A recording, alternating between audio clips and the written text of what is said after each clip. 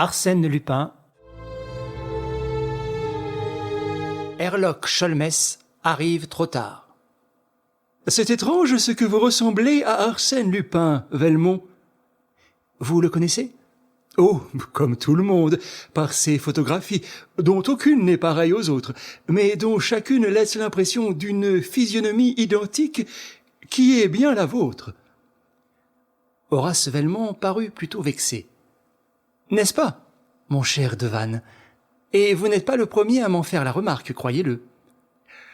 C'est au point, insista Devanne, que si vous n'aviez pas été recommandé par mon cousin d'Estévan, et si vous n'étiez pas le peintre connu dont j'admire les belles marines, je me demande si je n'aurais pas averti la police de votre présence à Dieppe.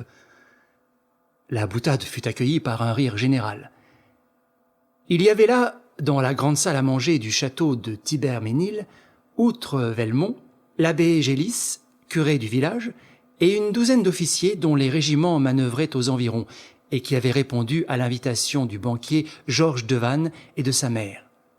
L'un d'eux s'écria « Mais est-ce que, précisément, Arsène Lupin n'a pas été signalé sur la côte, après son fameux coup du rapide de Paris au Havre ?» « Parfaitement. Il y a de cela 3 mois. Et la semaine suivante, je faisais connaissance au casino de notre excellent Velmont, qui, depuis, a bien voulu m'honorer de quelques visites.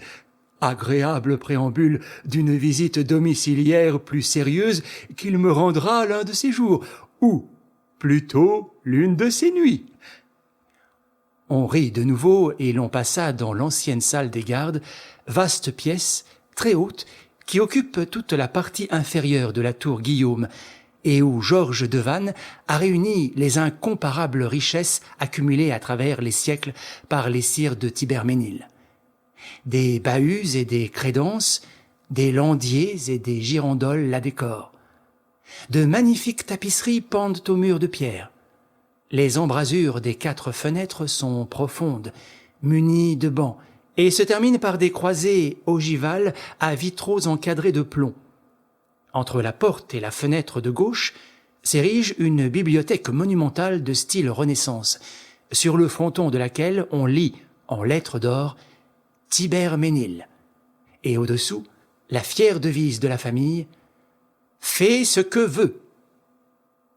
Et comme on allumait des cigares, Devanne reprit « Seulement dépêchez-vous, Velmont, c'est la dernière nuit qui vous reste. »« Et pourquoi ?»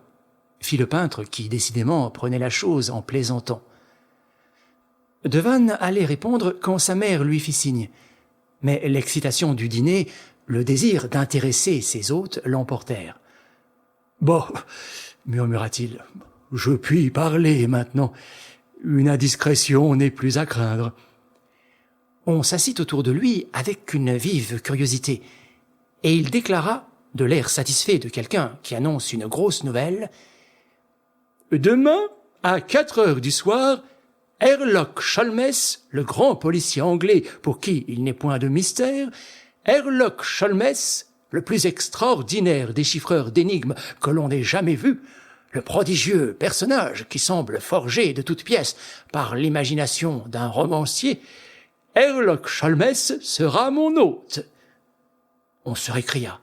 « Herlock Sholmès à Thibermesnil ?» C'était donc sérieux. Arsène Lupin se trouvait réellement dans la contrée. Arsène Lupin et sa bande ne sont pas loin.